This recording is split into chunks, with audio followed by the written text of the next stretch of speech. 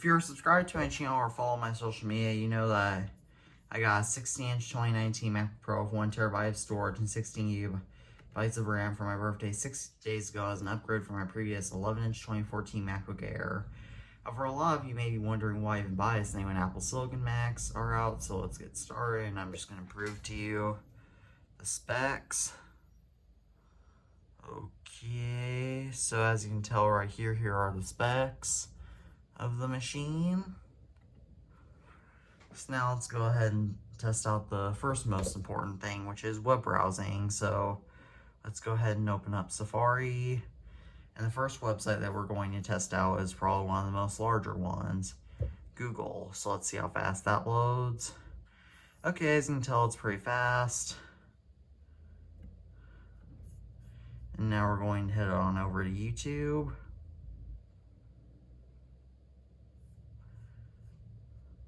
Okay, now we're going to show you how a YouTube video works.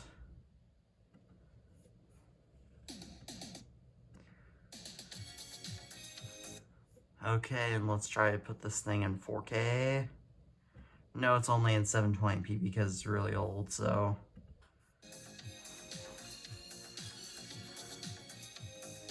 As you can tell, it is working fine. So now let's go on to Facebook.com and test that out. As you can tell, it works just fine. I don't actually have a Facebook account. Now let's test out another site there on Instagram.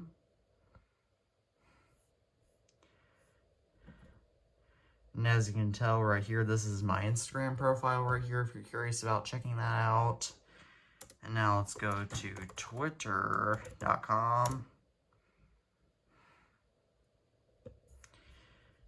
Let's go to profile, and in case you want to follow my Twitter right here, here you go. Now let's test out Apple's own website, which should work just fine. As you can tell, Apple's website load fast. Let's try out Amazon.com. That was pretty fast. And now let's try the last site, TikTok.com. I don't actually have a TikTok. I'm just testing out the website. TikTok was a little slower, but I don't think TikTok is actually loading kind of slow, but I don't think they optimize it properly for Safari.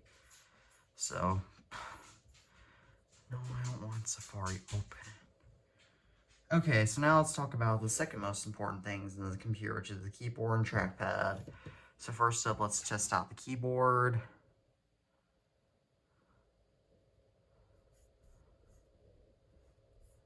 I'm trying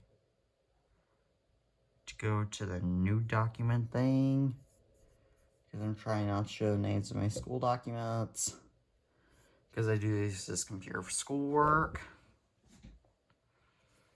As you can tell, now I'm going to type something.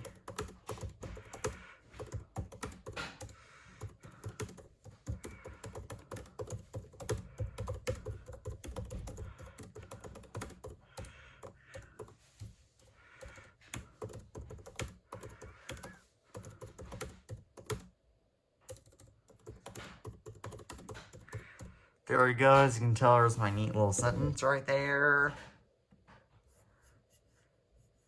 Delete, because I don't really need this document. And as you can tell, the keyboard is very cool, very good in my experiences, but this keyboard does have less travel. And if you're a fan of a mechanical keyboard that has a lot of travel, then you're not going to really like this laptop's keyboard. On the other hand, the trackpad is not very good on this computer because my ThinkPad from 2012 and my Lenovo Chromebook C330 from 2018 both have trackpads that you can just tap, whereas this one you have to click every time, which is really annoying because obviously a Lenovo Chromebook C330 is like a 19th of the cost of this MacBook, so really, Apple. And the Lenovo Chromebook C330 is from 2018, by the way, so really, Now, ports are a very controversial topic with this computer because if we take a look at this side, there are 2 USB-C ports, and on the other side there are also 2 USB-C ports and a headphone jack, instead of the typical USB-A ports, HDMI, and SD card slots. However, the port selection is not as bad as you might think because, first of all, USB-C is reversible, meaning that you can plug it in either way, it doesn't matter which. There are plenty of accessories available, such as flash drives, mice, you name it. And there are also, and so yeah, you won't really need to worry about the port selection, unlike what you might think. And getting new accessories really won't be a pain in the long run, since USB-C accessories might be better anyways. So and plus you'll have the invalid excuse to upgrade anyways. But another pro of having USB-C ports on both sides of this MacBook is that I can charge my MacBook on both sides, which is super handy because when I'm at my desk right here, obviously the outlet is to the left of me, to my left. When I'm out in my family room and using this computer, the outlet is to my right. So unlike with my previous 2014 MacBook Air and most laptops, where I would have to plug it into the left side of this computer and reroute the cable, which isn't exactly pleasant because that wears out the cable a little bit because it has to curve. And also I have cats that enjoy chewing cables. I'm talking about you, Mikey. Mikey is the cat over on the side.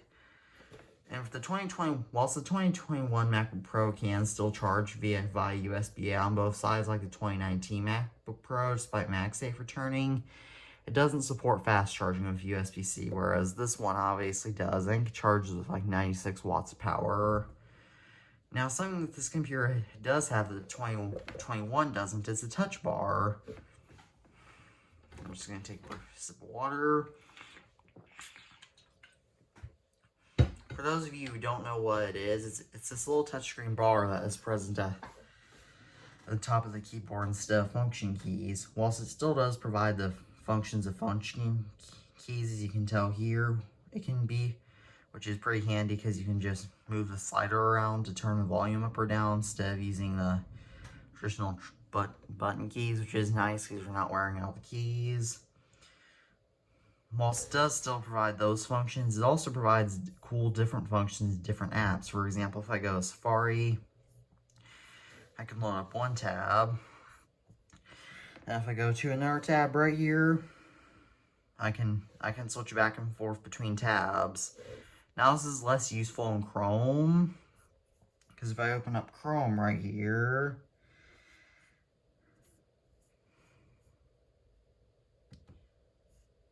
as you can tell, it's a little less useful. Which, unfortunately, I have to use Chrome for school, so yeah. Or if I open up Pages document right here,